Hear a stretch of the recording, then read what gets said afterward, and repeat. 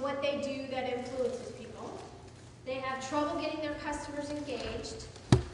They have trouble providing good customer service, generating demand for their services, getting return on investment or even calculating the return on investment, and data is always a problem. Okay? So when you look inside that, it boils down to the small and mid-sized businesses. They don't have a lot of resources, so cost becomes kind of important to them. They don't have a lot of time because they're understaffed, so time becomes important to them. And they don't know what to do. So expertise is important. Okay? So why do we want to focus on small and mid-sized businesses? Marketing automation can help them bridge some of those gaps, the time, the expertise, and the cost. It's fragmented because there's zillions of them, but in the whole scheme of things, it's a huge opportunity to help a small and mid-sized business. And they have typically a strong do-it-themselves mentality. Well, I can do that. We can't afford to outsource that, so I'll do it. So your value proposition becomes about that expertise. Yep, you are doing it, and you think you're saving money doing it, but if it's not working, are you really? Right? Okay, so the majority of companies in the small and mid-sized business space manage their marketing internally. Okay, so if you look at this, only 7% said, hey, we use outside services. 39% said we have more than one employee that share that responsibility, and the vast majority have, like, sort of, not vast, but 54% have dedicated employees that calculate their marketing. I'm kind of surprised by the 7%, but it is what it is. That's what the study said. So we gotta think in terms of, I have to create an outsourcing message, okay, to talk to them, because they're trying to do it themselves. So your value becomes a little bit about what we said earlier with that value proposition. Hey, look, you can do it, but if you don't know what you're doing, you know, what actual things are you accomplishing?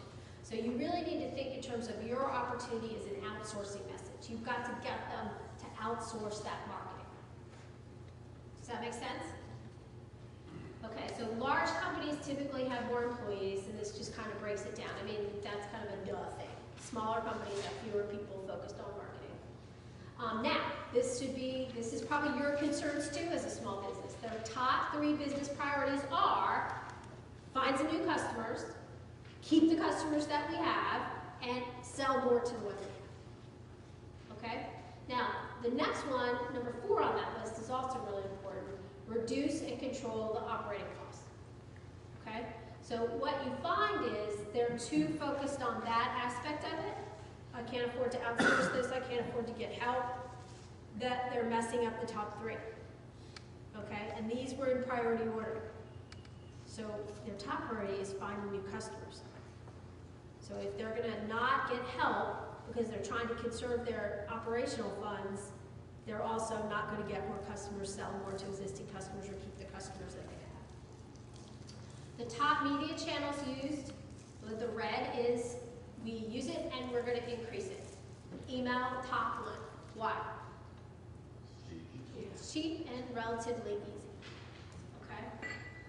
Signage, point of sale advertising. I know you talked about large format yesterday. Okay? The red is we use it and it will increase, and that second yellow bar, which is 33%, is yes, and we'll keep it constant.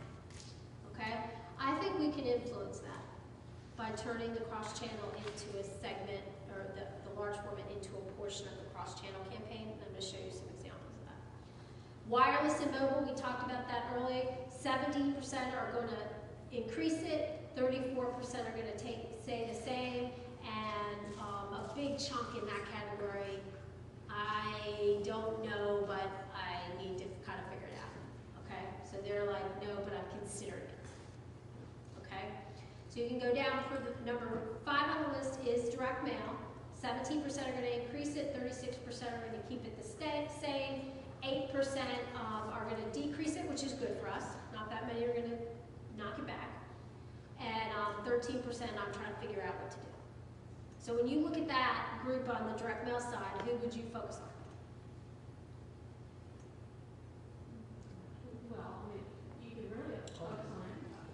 what's going to be easiest? Increasing people or the existing ones? Okay. So the people who are going to increase, what's your message?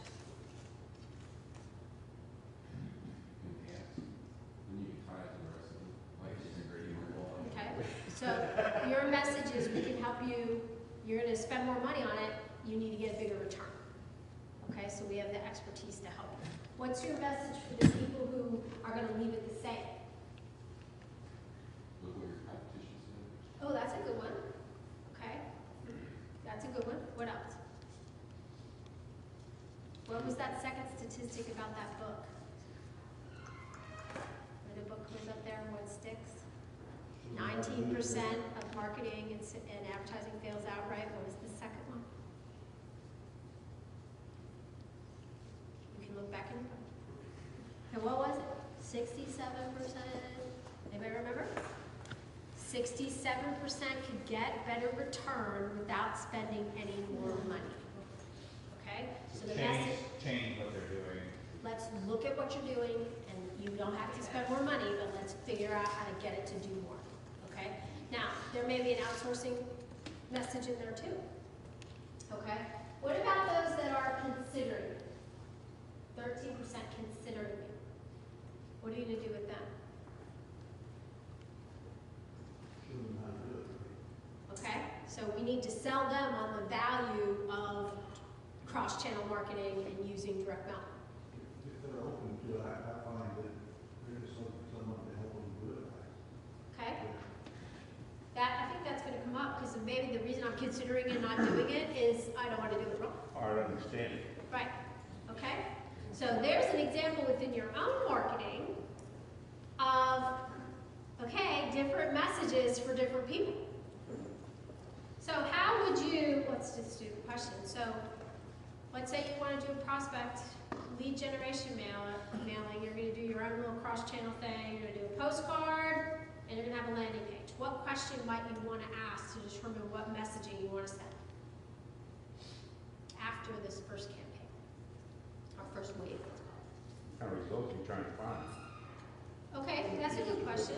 That's a good question. I could actually ask this question too, right? Do you use direct mail now? Do you intend to use more of it? Okay.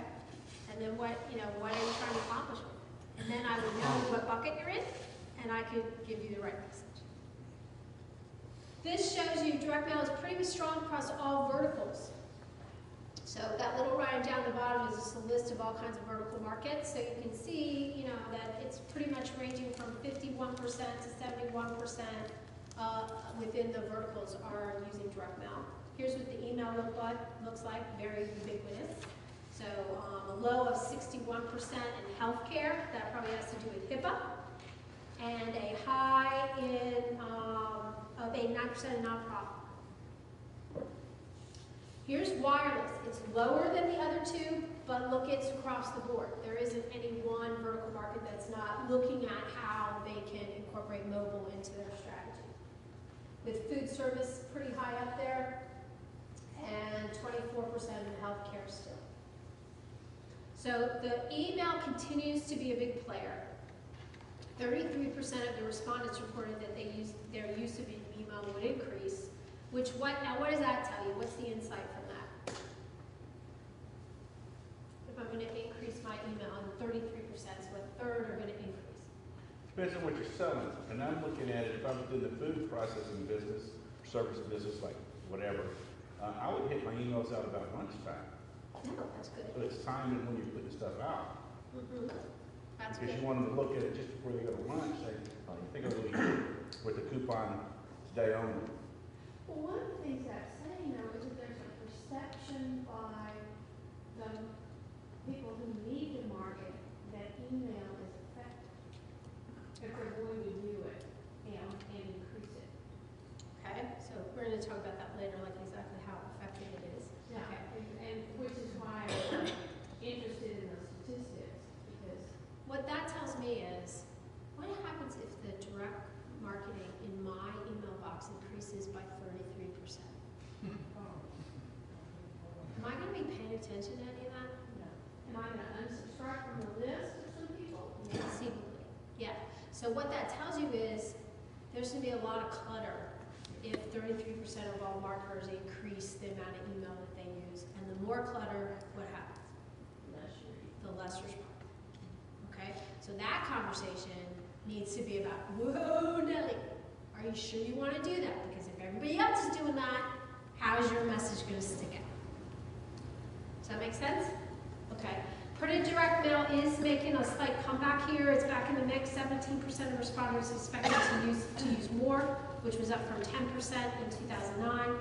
Interviewees responded that email noise is pushing them towards other channels, just what we said.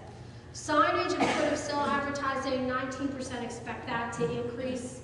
I think that might increase even more than that personally.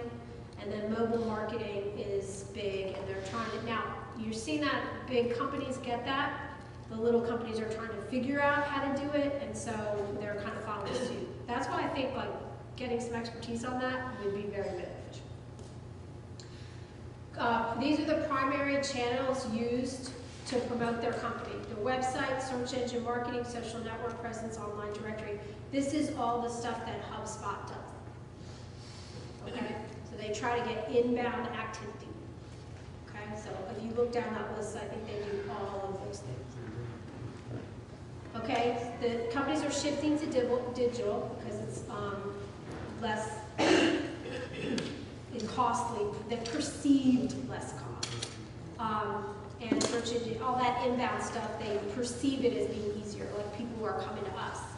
And then content marketing, such as blogs and videos and webinars and stuff like that, which are positioned them as having expertise, that's kind of growing. Do any of you guys have blogs or anything like that? You do? Yeah. Okay, that's good. Do you write it? A graphic designer does it. Okay. She does it with cross media at one time. Okay. All right, so blogs are important. Why? They're informative and selling. Back and back. Keeps your website fresh, keeps new content. Yep. If you, in that algorithm is how often are you changing things. So if you have a blog and you're posting up there fairly regularly, that's going to make your SEO better. Okay. It's also content. Okay. If you guys remember from the last time, 67% or 77% of buyers are doing research online before they talk to anybody. And 19% have already narrowed down the field before they talk to a salesman, okay? So if they're your buyers, your prospects, they're looking for ways to learn about you that don't involve talking to you. Usually you go look at the product before I purchase it to see what you're saying about it. Is it Yeah. good or is it bad? Yeah. Companies are the same way. Yeah, that's exactly right. Do they have So, credibility? blogging about things that you're doing and successes that you're having can help people find you, okay? And that's true of all your customers as well. So you want to ask them, what else are you doing? Okay? More internet-based promotions, so there's kind of where the big growth is on this for their display ads, social networks, online directory, search engine marketing. Why are they going digital? Because they perceive it to be cheap. It gives them a broad audience opportunity, so I don't need a sales rep there between 8 and 5. People can find us 11 o'clock at night. And actually, I think they perceive this as being easier. Like if a lead comes to us, whoopee, they're already ready to buy. But you could actually flip that and say, okay, if they came to you, they came to 3 other people. So you're in a more competitive situation. So that's at least something to talk about. And it supports the sales-driven need to generate awareness and nurture leads. Okay. Generally, we're seeing more people get involved in social media, and there's what that looks like across the wide swath of industries. So construction is the low point. That kind of makes sense. And the high point is again nonprofit. 84% are using social media. Facebook is the clear winner in the social media side. How many of you guys have a Facebook page? Okay, so a few. Followed by LinkedIn, Twitter, YouTube, and on that list. Okay, Facebook I think is winning this because it was there. It was there first. Or it's definitely got the biggest name. But for a B2B sale, is Facebook the place to be? Probably not. Okay, so that you want to maybe look at LinkedIn or Twitter or some of the other opportunities. YouTube being a big one, actually. So I'm glad to hear some of you guys are doing video. Paid social networking, so paying for ads. Facebook still clear leader, but you're starting to see Google Plus, and I do not understand why people do not do more LinkedIn advertising. Doesn't make sense to me. So has anybody looked into that? Okay, that's where people are. In the B2B world, that's where they spend their time. They look at LinkedIn. Either they're researching prospects, they're keeping up with people, they're involved in groups on LinkedIn and stuff. Like, you can find people there. So it could be a good place for you guys to be. So you might want to look into that, okay? So for instance, I'm going to have my ad come up on the group that is talking about, cross-channel marketing. You can help me with that. Okay? And we're right here in town. Because you can actually, I want this geographic region and my ad to come up on these kinds of keywords, good stuff. Okay? All right, so we're also seeing Pinterest, StumbleUpon, and Delicious sort of kind of growing, especially Pinterest, a lot of people on that. Are you guys doing anything like that? I mean, you could pin like drawbell pieces that you've done for theoretically. Facebook, LinkedIn, and Twitter lead in adoption of social network. Facebook ads are most commonly used for social network advertising, accommodation, which is hotel, that kind of stuff. Construction and food services lead in the location-based network adoption. There is a learning curve for purchasing advertising on networks, so make sure you ask them if they're doing it and what kind of return they're getting. Okay? Because as that also becomes more cluttered, the return goes down. So, and that stuff's not cheap. The pay-per-click stuff, it's not cheap. Yeah. So they could be spending a whole lot of money and now not getting the return that they once got. Okay, so maybe mixing that up a little bit and incorporating in some other cross-channel work would get them a better return. And everybody's kind of struggling to determine what the ROI is on the social media. What's about the other things is it's a little bit easier to tell. No, now this slide I freaking love. Can anybody tell me why? Put on your old thinking caps. What? Oh, Is there a difference between awareness and acquisition?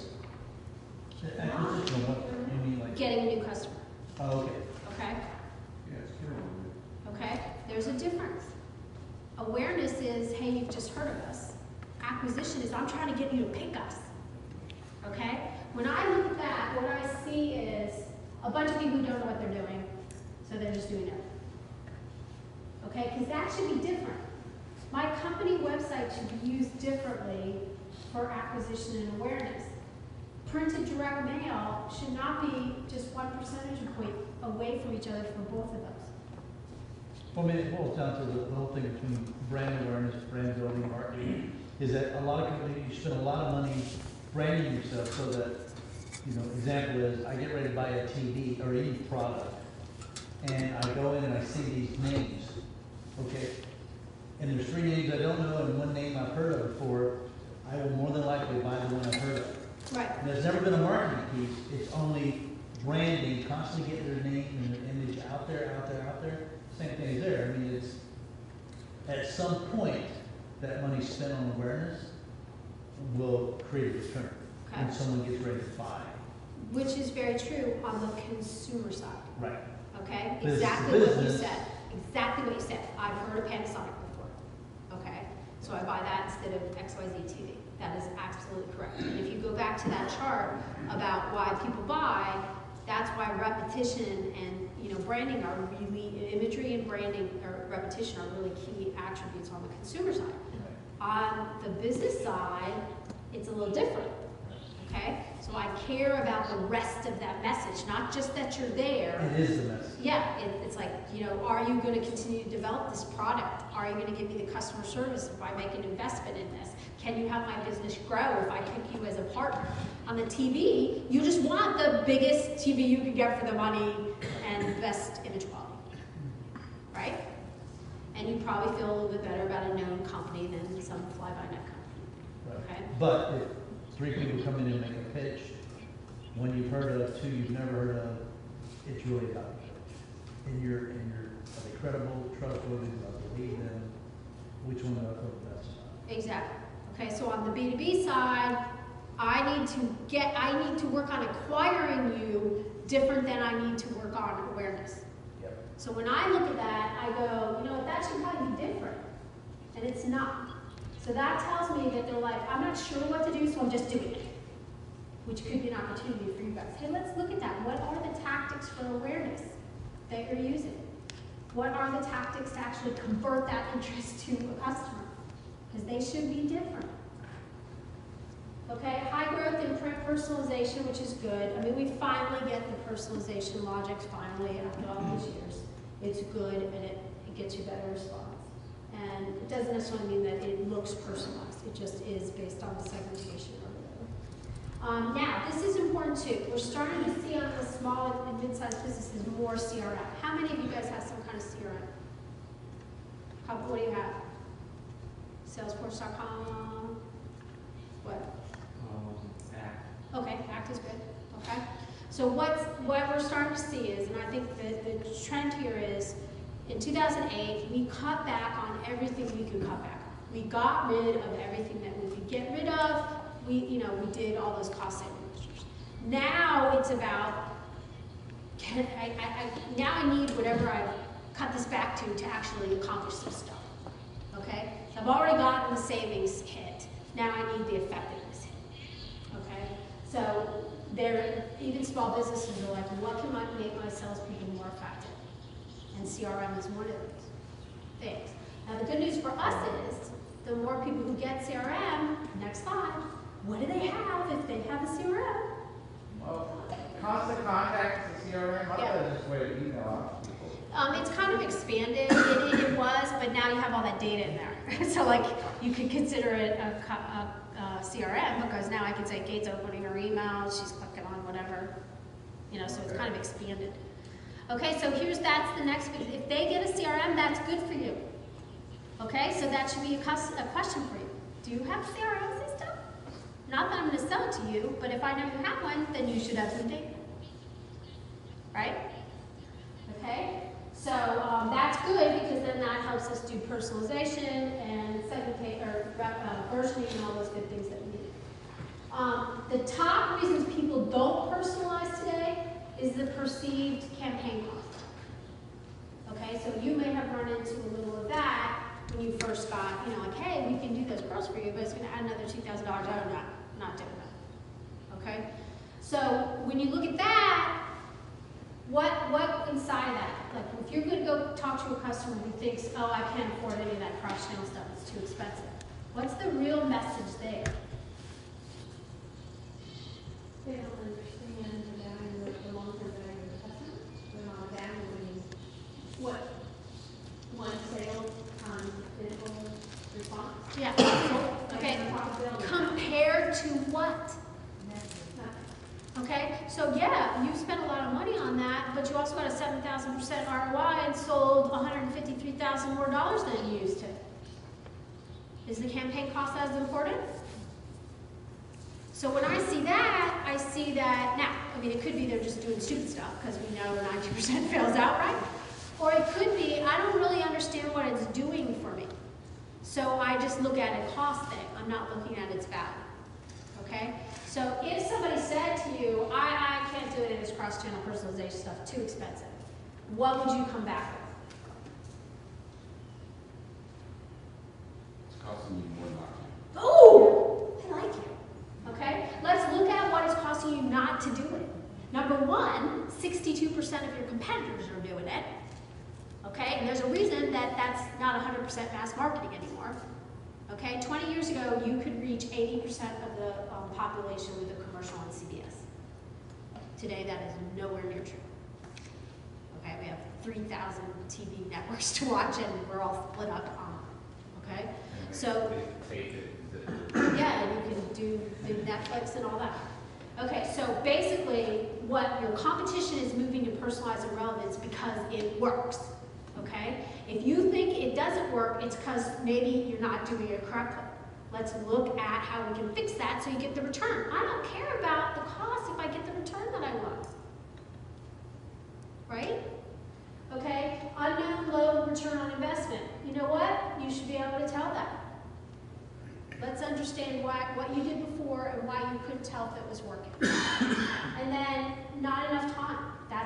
outsource message. I don't have time to figure it out. We know you need to do it because your competition's doing it. We can help you figure it out. Okay? And you can go on down there. They don't think they have data, which you hear a lot. And go back to that previous thing. You're a customer, you're not a customer. Do you know that? Yeah, we know that. Okay, you have some data. We can work, we can start there. Okay? And on down the line. All right, so usually the small, mid-sized businesses are unclear which channels truly help them raise business awareness and bring in customers or bring in customer. They really aren't analyzing any of that. They kind of say, hey, we spent $100,000 on marketing last year and we got 20 new customers. That's about how they figure that out. Personalization is growing, but it's still low with the small and medium-sized businesses, and that's because they don't understand how it will help them, okay? And they're focused on the price, not the value. And we could debate this at lunch, but I believe that's because we sell it incorrectly. We sell it about the price rather than about the value. So we kind of trained them, okay? CRM adoption is increasing. They are adding more CRMs because they want to be more efficient, and that's going to be good because they're going to have more data that we can work with. Okay. Now this is an optimistic outlook for 2012, and I'm not going to spend a lot of time on this because who knows now with what our government's up to. But you know, generally speaking, 2 years ago it was an optimistic bunch. They thought things were going to get better, and it was shared across all verticals pretty much. Their top challenges when marketing to existing customers: campaign costs, not enough time, understanding the use of new marketing channels. That's where the expertise comes in. They don't think they know how to do it. So you have, right now, after 2.25 classes, or 1.25 classes, more expertise than most of your customers. Because you're smarter than you think. Okay?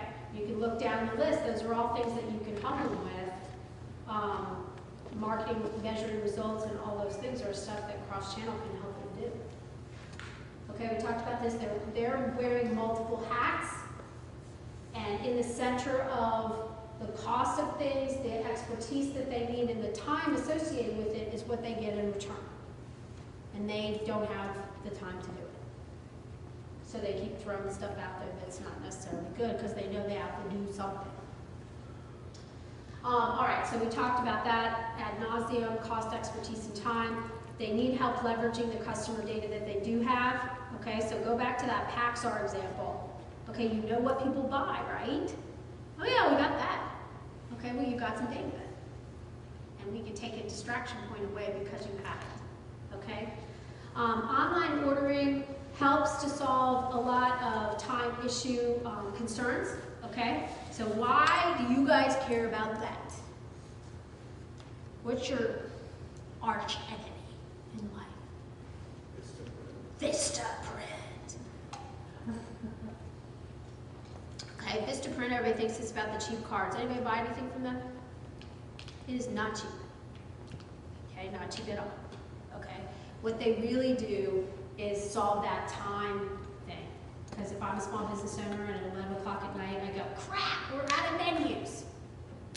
I can get online, upload the file, and have it shipped tomorrow. And I can end it off my list. Because you guys have a bunch of stuff to worry about, right? So do they. So they just want to get it off their list. So the entire value proposition, like people think it's about price, and it's not. It's about ease of use and getting and giving you time back. I can do it anytime. I'll have to wait for you guys to at 8 o'clock in the morning. Okay, does that make sense? All right, and the top challenge for online providers is they're happy with their existing providers. So if you're Vistaprint, your top challenge is, hey, I like you guys. Okay, so your risk is that they need something someday at 11 o'clock at night. And they go, wow, this doesn't sound bad at all. Okay. Preference for managing marketing across multiple channels. How does your business prefer to manage marketing across multiple channels? Okay, so break those down. One service provider can manage all media. A quarter of the people, a little bit more than a quarter, want somebody to do it all. Okay? A solution service for each media channel, one email, one print, 21%, they must be taking drugs. Because trying to coordinate all those things. I don't know what 21% people answer that question that way. That doesn't make sense. One solution that manages all of my media, 30%. Okay? 21%. How is that different from the other one then? A solution for each media channel? That's like No, I have one constant service provider contact, and one I have Vistaprint, I have No, the two on the right side, how are those different? the providers doing it, the outsourced providers doing it, you're doing it for me, Oh, and they're doing it versus themselves. I have a platform that does it. I bought X and Y myself. Okay? All right, so that's kind of how the market breaks down. Okay. Now, what's interesting here is reputation, word of mouth, drive SMBs to buy, okay? So they buy from people they have a pre-existing relationship with, which is good for you.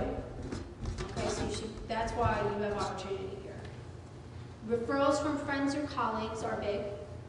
Online advertising, direct marketing from the service provider, web searches, an industry association or chambers of commerce, networking opportunities, let's put that way, okay?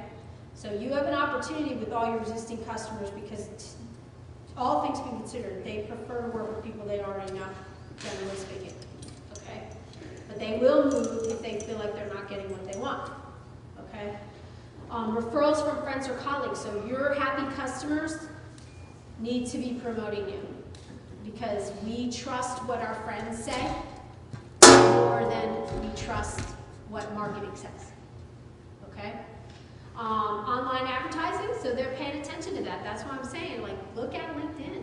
That's where they are, okay? If you have a vertical market, like nonprofit, start advertising on one of those nonprofit groups. Hey, we help people here in wherever we are, okay?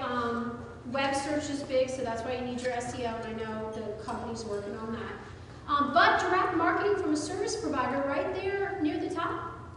Okay, so you need to be cross-channel marketing to your direct marketing to your customers, and your customers need to be doing it because that's how their customers want to buy if they're selling to other small businesses. Does that make sense? So that's the flip of that. All right, how service providers can capture that SMB opportunity. The value proposition is the key. It's what we talked about earlier. It's about the benefits, not the thing. Okay, so focus on the benefits. We can help you get more done with less people and less time, and we can help you get more return for you than what it's doing now with you doing it yourself. Does that make sense? Okay. Marketing is secondary. If you do a great marketing for a crappy product, it's going to fail. So that's important for you selling to people. Like you can't turn a sales into a salesperson, whatever that thing is. That's saying. You know, so if your customer comes to you and they're like, here, help us, and they're horrible, that doesn't work so much. And then friends and family and general business websites are the primary sources of information. So make sure your website is good, and make sure when you talk to clients, if you're going to be doing direct marketing for them, check their website out too. Because when your audience gets their direct marketing piece, they're going to go check them out on their website. So you want to know, hey, we did a great job, but then they got there and this is a mess. Okay? What would you suggest to track based on what I just said? Get the direct mail piece, and then I'm going to validate your credibility by checking out your website. What do I want to track then? Number of kids. Yep. Where they are. Exactly. Okay, so maybe it's not even pearls, it's just a postcard, trying to get somebody to buy something. I'm going to say, what's your hit rate today? Pull your Google Analytics, let's pull it today, and we're going to pull it while the campaign is running, and see if we succeeded in getting people to go check you out. Okay?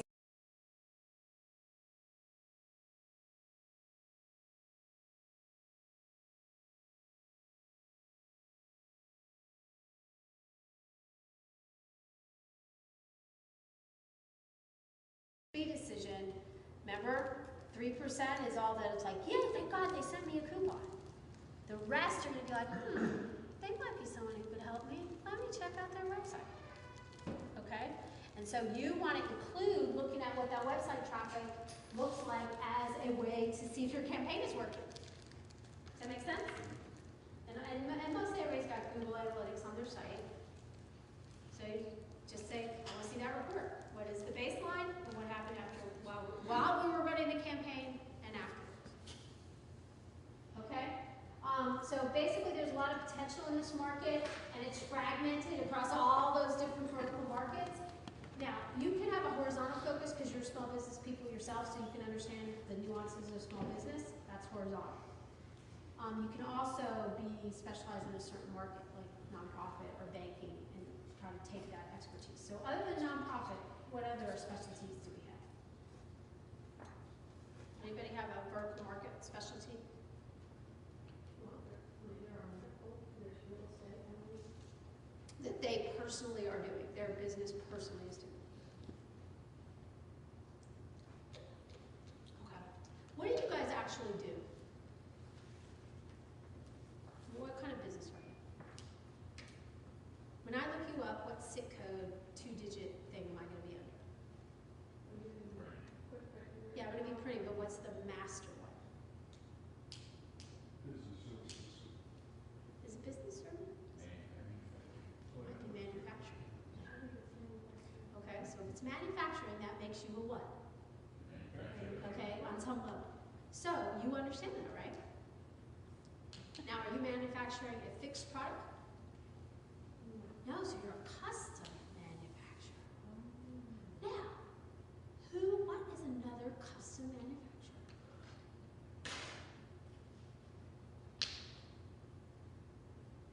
What kind of business is custom manufacturing? Kind of. So would you maybe know something about their business? Okay, what else is a custom manufacturer? Okay. Okay. So putting together just the right something? Okay.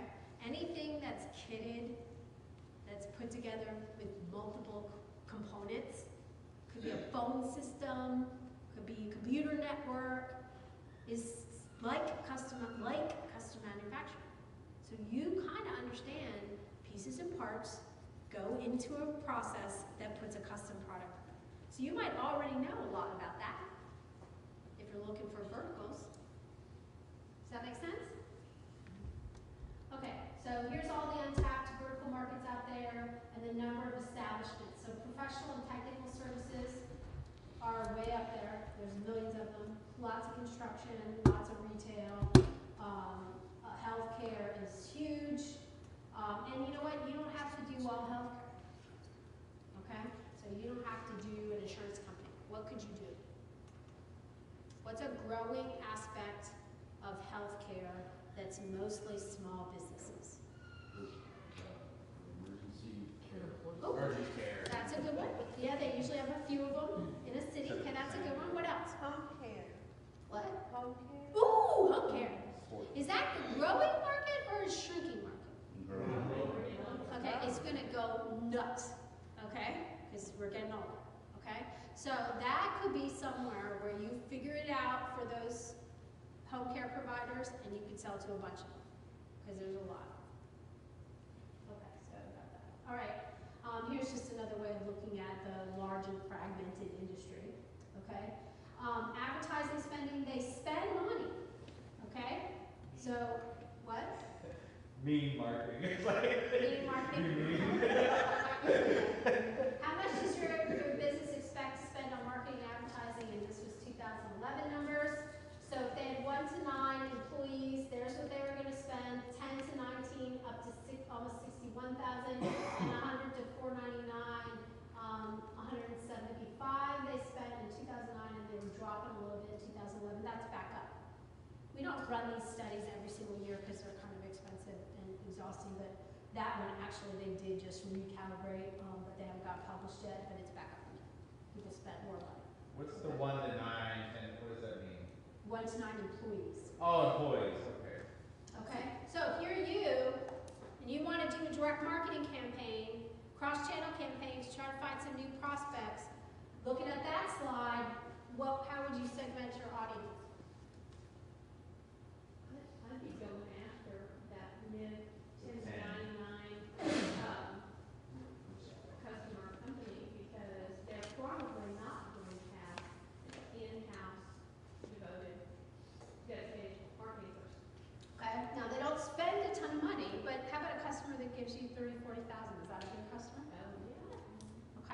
So you could go there, or you could go up, okay? Now, you're right on target, Marilyn, with those guys are going to have maybe one employee that kind of does marketing and, you know, maybe some other stuff. They could, towards the high side of that, have more, you know, a dedicated marketing person. In the bigger group, they have more people, okay?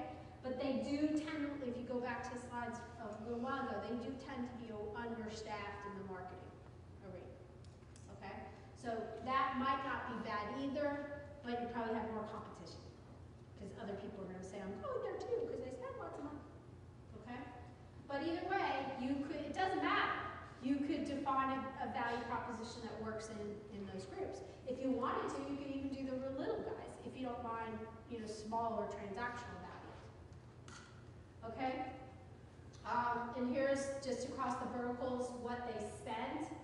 Okay, so manufacturing, remember we talked about that a minute ago? They spend a lot.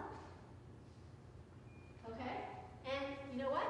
It's disproportionately in printing. Because they need sales slicks and brochures and stuff like that.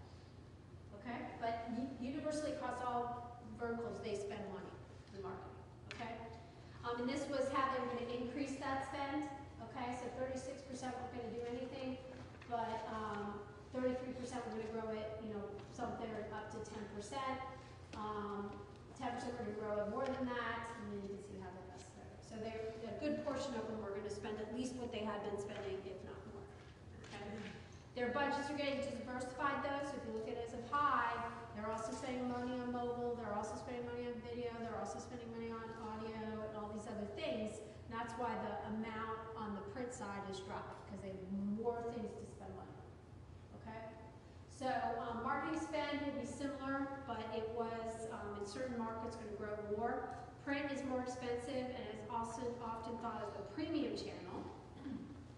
It's your job to educate them on the best ways to do things and how to make their channels work together to get more return.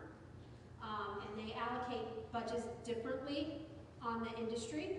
So, you know, one of the things you could do is go back to that slide and say who's spending a lot on print and who wants to, who's doing a fair amount in some of those other channels like email or mobile, and then sort of cross-reference those and say, hey, there's good fits for us.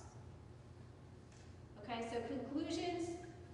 The shift is clearly from print to digital channels, but there's still a good amount of print, so making it link up with those digital channels gives you better results. Remember the slide that showed you, print, landing pages, emails, and mobile gets the highest conversion rate. Okay? And cost is a primary driver for them, but to me that's an opportunity, because that tells me they're just looking at cost, and they're not looking at what the return is. So I need to help them see, yeah, you could spend, 2 cents of email for the rest of your life if it's not getting you a return, who cares? Okay? So that becomes an educational thing. Remember back to that list where consumer marketing was on one side and B2B, what did they care about? It was more relationship driven, it was more expertise driven, and so they trust the people that can help them. And that's the place you want to be in, okay? Primarily, like, what's your biggest motivation? Sales, okay? You've got to sell something, and that's going to be the small and mid-sized businesses across the board. That's what they care about, selling stuff, okay? So going in and saying, let's talk about building your brand, a little less powerful than let's talk about selling your widgets, okay? So they need branding, but, they're going to be like, I can't worry about brand, I got to sell widgets. Okay, so your goal is how can I help you do that better? Okay, reporting sales, giving them that ROI for each, because they're smart people. They're like you. They run businesses. So if you can show them what that return is, they're going to appreciate that message. Problem is, nobody can tell them that. So you want to look at examples for businesses like them and help them see what's possible. They have oftentimes some disparate systems, especially in that middle and high range of that one graph. So from 10 employees up to the 500, they may have a CRM system, sort of, a point of sale system. They may have once tried to build a customer database and access, so that they could have different things that they're trying to pull together. So really, and then this will be the next big wave, okay? So when you're like, okay, what happens in 5 years, maybe even not even 3 years, is going to be automating that process. So the same way that we buy postcards on Vistaprint today, we're going to be able to kick off a cross-channel campaign. So we're going to have interfaces that have the data right there. I pick which list I want, and I go. Your choice is, do I wait for other people to give that to them, or do I become their provider so when that's available to me, they stay with me? Does that make sense? Because that's where we're going. That's the epitome of efficiency and effectiveness happening at the same time. So we're going there. And we'll go there faster than we've gone to personalization in the past or cross-channel in the past, because everything's speeding up. Okay?